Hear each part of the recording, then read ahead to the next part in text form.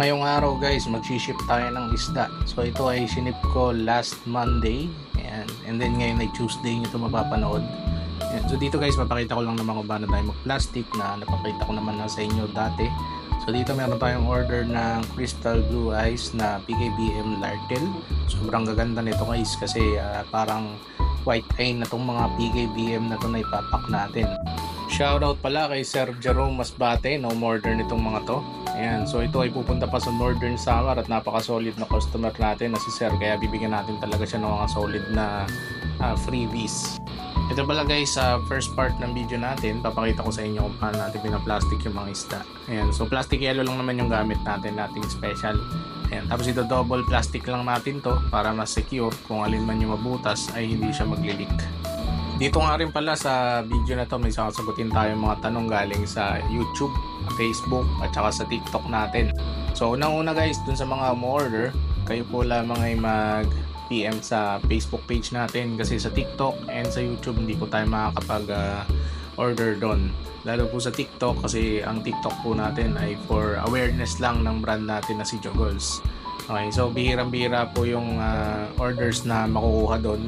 Ay direct lang din namin kayo dito sa Facebook.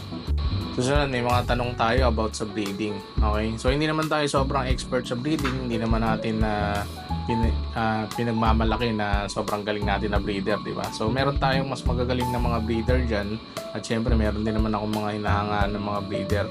Ayun, so sa experience ko lang, ayun, ang question kasi ni Sir ay paano kung merong black eye at saka crystal blue eyes na pinagmix, pinagbreed, ayun, kinross. So tinatanong niya kung magiging blue eyes din ba yung mga anak nila. So sa breeding kasi guys, hindi naman laging 100% or malabong 100% na ma-achieve nyo yung pagmimix ng traits ng mga isda. And depende kasi yan sa genetics ng isda, parang sa tao din na kung matapang yung or malakas yung lahi nung kabilang isda or nung kabila, yun yung magdo-dominate na trait dun sa mga isda. Kaya selective breeding talaga guys ang process para ma-achieve mo yung mga bagong strain or yung traits na gusto mong makuha ng mga isda. Okay, so kailangan mo talagang pumili ng mga specific or yung mga tamang isda na i-breed mo. Kung gusto mo talaga ng lartel o kaya ng blue eyes, syempre i-breed mo lagi yung may mga traits na gusto mong makuha ng mga offspring nila or ng mga anak nila. Ayun. So yun lang din yung sinagot ko kay Sir kasi yun lang din naman yung experience ko. Ewan ko kung may iba kayong sagot dyan, comment nyo lang dyan sa baba para mapag-usapan natin, lalo na dun sa mga expert breeder dyan. Ayan. So ako kasi normal na breeding lang, so breed lang tayo ng same strain. Ayun, hindi naman ako gumagawa ng sarili kong strain.